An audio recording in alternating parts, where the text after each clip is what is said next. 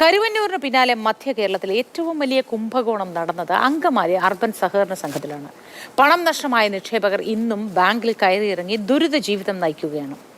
Congress നേതാക്കളായിരുന്ന bank ഭരണസമിതി അംഗങ്ങളിൽ ചിലർ നേരത്തെ അറസ്റ്റിലായിരുന്നു. ഭാവിയിൽ നിർണായക ഘട്ടത്തിൽ ഉപകരിക്കുമെന്ന് കരുതി നിക്ഷേപിച്ച പണമാണ് സഹകരണക്കൊള്ളയിൽ ഇല്ലാതായത്.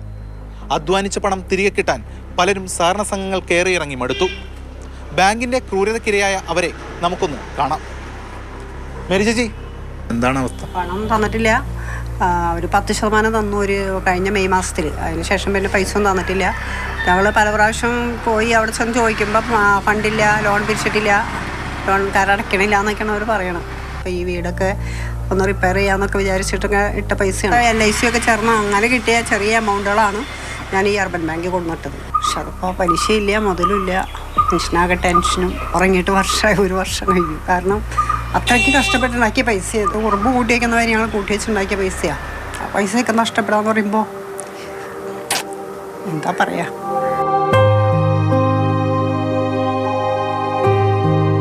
മേരിയുടെ മാത്രം സ്ഥിതിയല്ല ഇത്. അങ്കമാലി അർബൻ സഹകരണ സംഘത്തിൽ പണം നിക്ഷേപിച്ചവരെല്ലാം ദുരിതത്തിലും കണ്ണീരിലുമാണ്. എന്ത് ചെയ്യണമെന്നറിയാത്ത നിസ്സഹായ അവസ്ഥ. ഞങ്ങൾക്ക് പൈസ കിട്ടണം. ഞങ്ങൾക്ക് വേറെ രാഷ്ട്രീയമൊന്നുമില്ല. ഞങ്ങളുടെ രാഷ്ട്രീയം ഞങ്ങളുടെ നിക്ഷേപമാണ്. എന്നെ സംബന്ധിച്ചോടും വൻ തുക ഇവിടെയുണ്ട്. ഞാൻ 12 പിള്ളേരെ വിദ്യാഭ്യാസം നടത്താൻ ഒരു ചാരിറ്റബിൾ ആയിട്ട് നടത്തിക്കൊണ്ടിരുന്നതാണ്. അതുങ്ങളുടെയൊക്കെ പെരുവഴിയിലായി. എൻ്റെ മകളുടെ വിവാഹ ആവശ്യമായിട്ട് ബന്ധപ്പെട്ടാണ് ഞാൻ പൈസ ഇട്ടായിരുന്നത്. കാരണം ജനുവരി 6 വിവാഹം നടന്നു. ആ സമയങ്ങളിൽ ഞാനൊക്കെ ലോൺ എടുത്ത് മറ്റുള്ള കാര്യങ്ങളായിട്ട് ഈ കാര്യങ്ങളൊന്നും നടത്തിയത്. എന്തെങ്കിലും കാര്യങ്ങൾ നടക്കണമെങ്കിൽ ഇതായിരുന്നു ഞങ്ങളുടെ ആശ്രയം. അത് കിട്ടാതെ പോയി. നിക്ഷേപകർ വളരെ നിരാശയിലും ആശങ്കയിലാണ്. ഈ കാണുന്ന അങ്കമാലി അർബൻ സഹകരണ സംഘത്തിൽ നടന്നത് കരുവന്നൂരിലേതുപോലെ ഗുരുതര ക്രമക്കേടും വൻ തട്ടിപ്പുമാണെന്നാണ് ക്രൈംബ്രാഞ്ച് ഉൾപ്പെടെയുള്ള അന്വേഷണ ഏജൻസികൾ കണ്ടെത്തിയത്. പോലീസിനൊപ്പം എൻഫോഴ്സ്മെന്റ് ഡയറക്ടറേറ്റും കേസ് രജിസ്റ്റർ ചെയ്തു. ED അന്വേഷണവും സുപ്രധാന ഘട്ടത്തിലാണ്. കോടിക്കണക്കിന് രൂപയുടെ അനധികൃത വ്യാജ വായ്പകളാണ് അന്നത്തെ ഭരണസമിതി അംഗങ്ങൾ നൽകിയത്. പ്രായപൂർത്തിയാകാത്ത കുട്ടികളുടെ പേരിലും ആധാരത്തിന്റെ പകർപ്പിലും വ്യാജരേഖകൾ ഹാജരാക്കി വായ്പ തട്ടിയെന്നും അന്വേഷണത്തിൽ ബോധ്യമായിരുന്നു. ഭരണസമിതി അംഗങ്ങൾ ഉൾപ്പെടെ 19ഓളം പേർ പ്രതിചേർക്കപ്പെട്ട കേസിൽ 7 പേരെ ക്രൈംബ്രാഞ്ച് അറസ്റ്റ് ചെയ്തു. ഡയറക്ടർ ബോർഡ് അംഗങ്ങളായിരുന്ന Rajappan Nair, PV Paulose, Mary Antony എന്നിവർ പിടിയിലായത് കഴിഞ്ഞ ദിവസമാണ്. മുഖ്യപ്രതി ബാങ്ക് മുൻ പ്രസിഡന്റ് PT പോൾ 1 വർഷം മുൻപ് മരിച്ചിരുന്നു. അങ്കമാലി, കാലടി എന്നിവിടങ്ങളിലെ പ്രാദേശിക കോൺഗ്രസ് നേതാക്കളായിരുന്നു ഡയറക്ടർ ബോർഡ് അംഗങ്ങൾ. സഹകരണ വകുപ്പ് അടുത്തിടെ ഭരണസമിതി പിരിച്ചുവിട്ടതോടെ അഡ്മിനിസ്ട്രേറ്റർ ഭരണത്തിലാണ് ബാങ്ക്.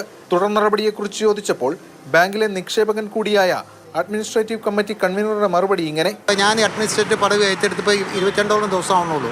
75% ഇത്തരം ലോണുകാരെ നേരിട്ട് വിളിക്കുകയും പോയി കാണുകയും സംസാരിക്കുകയും ചെയ്തിട്ടുണ്ട്. ഇത് തിരിച്ചടക്കാതിരിക്കാമുണ്ടാവുന്ന ഭവിഷ്യത്തുകളെ പറ്റി മുഴുവൻ പറഞ്ഞു കൊടുത്തിട്ടുണ്ട്. അങ്ങനെ ചിലരോട് പറഞ്ഞതിൻ്റെ പേരിൽ എനിക്ക് വക്കീൽ നോട്ടീസാണ്. മാനനഷ്ടത്തിന് 50 ലക്ഷം രൂപയോളം ഞാൻ തിരിച്ചടക്കണമെന്ന് മാനനഷ്ടത്തിൽ കേസ് വന്ന് ഗതികെട്ടവനെ ഞാൻ. ED വ്യവസ്ഥകളൊന്നും പാലിക്കാതെ പണം നൽകി വലിയ തോതിലുള്ള ഫണ്ട് ദുർവിനിയോഗമാണ് നടന്നിരിക്കുന്നത്. വൻതുക വായ്പ എടുത്ത് അടയ്ക്കാതിരിക്കുന്നവരും ഉണ്ട്. പ്രതികളുടെ സ്വത്തുവകകൾ ED വരും ദിവസങ്ങളിൽ കണ്ടുകെട്ടിയേക്കും. 1-2 പേർ നടത്തിയ തട്ടിപ്പല്ല. അന്വേഷണ ഏജൻസികൾ പറയുന്നത് പോലെ ഓർഗനൈസ്ഡ് ക്രൈം, സംഘടിത കുറ്റകൃത്യമാണ് പലയിടങ്ങളിലും നടന്നിട്ടുള്ളത്. കേസും അറസ്റ്റുമൊക്കെ ഉണ്ടാകുന്നുണ്ടെങ്കിലും പണം തിരിച്ചു കിട്ടാത്തതിൻ്റെ ആധിയിലാണ് നിക്ഷേപകർ. ക്യാമറമാൻ ആന്റണി ഗ്രിഗറിക്കൊപ്പം S. ഷാഗിൻ, മാതൃഭൂമി ന്യൂസ്, കൊച്ചി.